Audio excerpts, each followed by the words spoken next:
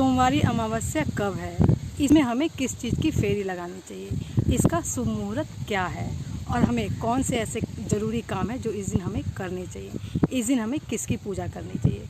तो दोस्तों इसी तरह के काफ़ी सारे सवालों के जवाब मैं आज आपको दूंगी।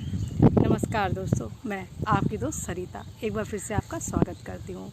क्या आपको पता है दोस्तों, इस साल 4 योग बन रहे हैं। पहला हमारा बन रहा है वट सावित्री व्रत है उसी दिन हमारा, दूसरा हमारी सोमवारी अमावस्या है, तीसरा हमारी शनि जयंती है और चौथा हमारा स्नान दान जयंती है।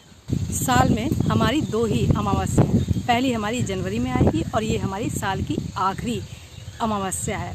ये सोमवार के दिन पड़ेगी, इसी कारण इसे हम सोमवारी अमावस्या कहते हैं। इस सवाल ये उठता है कि इस दिन हमारा वट सावित्री का व्रत भी है और इसी दिन हमारी सोमवारी अमावस्या भी है। तो लोग क्वेश्चन ये करते हैं कि क्या हमें दोनों व्रत करने चाहिए या हमें एक ही करना चाहिए। आप हर साल दोनों व्रत करती हैं तो ये तो और भी अच्छी बात है कि आपके ये दोनों त्यौहार एक ही दिन हो गए हैं, तो आपको इन दोनों व्रत को करना चाहिए। व्रत और ये दिन बहुत ही अच्छा है। जो लोग पहली बार सोमवारी अमावस्या उठा रहे हैं उनको क्या करना चाहिए।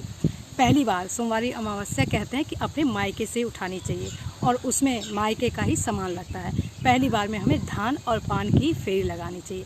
आगे आने वाले वर्षों में हम किसी भी चीज़ की फेरी लगा सकते हैं, कभी भी एक चीज़ की फेरी नहीं लगानी चाहिए। जैसे कि हम चने की फेरी लगाते हैं तो उसके साथ हमें मूंगफली भी रख लेनी चाहिए। तो हर साल हम बदल बदल कर फेरियाँ लगा सकते हैं। और हम क्या कर सकते हैं, जैसे हमारा सुहाग का सामान होता है ना, तो कभी जैसे हम सिंदूर की हो गई डब्बी, उसकी फेरी लगा ली, या फिर हमने बिंदी की लगा ली। कहने का ये मतलब है कि आप उन्हीं चीज़ की फेरी लगाइए जो दूसरों के काम आए। तो ये आपकी इच्छा के ऊपर निर्भर करता है। अगला क्वेश्चन क्या उठता है, हम जिन चीज़ों की फेरी लगाते हैं उन चीज़ों का हमें क्या करना चाहिए। क्या वो चीज़ें हमें वहीं छोड़ देनी चाहिए या फिर उन चीज़ों को हम अपने साथ अपने घर ले जा सकते हैं। आप चाहें तो उन चीज़ों को वहीं छोड़ सकते हैं या फिर उन चीज़ों को इकट्ठा करके किसी मंदिर में प्रसाद के रूप में दे सकते हैं या फिर हम गऊ को भी दान कर सकते हैं। तो ये आपके ऊपर डिपेंड करता है कि आप इन चीज़ों का क्या करेंगे। यदि इन चीज़ों को हम मंदिर में दान देते तो हमें कुछ दक्षिणा भी जरूर देनी चाहिए और श्रृंगार का सामान भी हमें उसके साथ जरूर देना चाहिए। सोमवारी अमावस्या सोमवार के दिन पड़ती है, इसी वजह से हम इसे सोमवारी अमावस्या कहते हैं। इस अमावस्या का बहुत ज़्यादा महत्व होता है। इस दिन हमें सुबह सुबह ब्रह्म मुहूर्त में उठना चाहिए। जितना सवेरे उठेंगे और जितनी सवेरे हम पूजा करेंगे उतना ही इसका फल हमें ज़्यादा मिलेगा। हमें सबसे पहले सुबह उठकर हमें स्नान कर लेना चाहिए और सूर्य भगवान को हमें अर्घ दे देना चाहिए। उसके बाद हमें अच्छे तरीके से तैयार हो जाना चाहिए, पूरा श्रृंगार कर लेना चाहिए और हमें पीपल के पेड़ के नीचे जाकर ये सारी पूजा अर्चना हमको करनी चाहिए। इसमें हम शिव भगवान की पूजा करते हैं। इस दिन व्रत पूजन और पितरों को जल तिल देने की परंपरा है। मान्यता है कि ऐसा करने से बहुत ही पुण्य फल की प्राप्ति होती है। परंतु जब यह अमावस्या सोमवार के दिन होती है तो ही हम इसे सोमवारी अमावस्या कहते हैं। हिंदू धर्म में सोमवारी अमावस्या का बहुत ज़्यादा अधिक महत्व है। इस दिन सुहागने औरतें व्रत रखती हैं और भगवान शिव और पार्वती की अच्छे से पूजा करती हैं। मान्यता तो यह भी है कि इस दिन पूजा करने से पति की आयु भी काफ़ी लंबी होती है और सौभाग्य की प्राप्ति होती है। कहा जाता है कि यह व्रत संतान प्राप्ति के लिए भी रखा जाता है। कुंवारी कन्याएं भी इस व्रत को रख सकती हैं, वो भी अच्छे घर और वर के लिए इस व्रत में भगवान से प्रार्थना कर सकती हैं।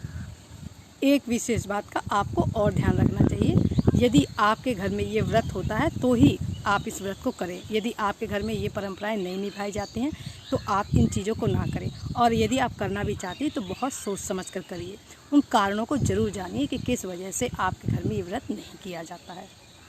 इस दिन हम अपने पितरों को भी प्रसन्न करते हैं और अलग अलग तरह के पकवान भी पकाए जाते हैं।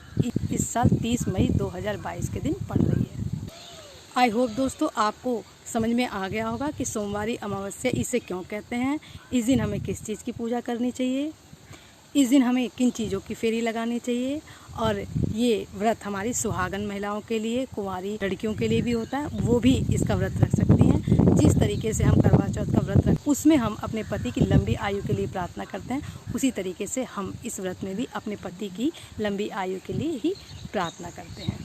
इन सारी बातों को बताने की मैंने पूरी कोशिश की है।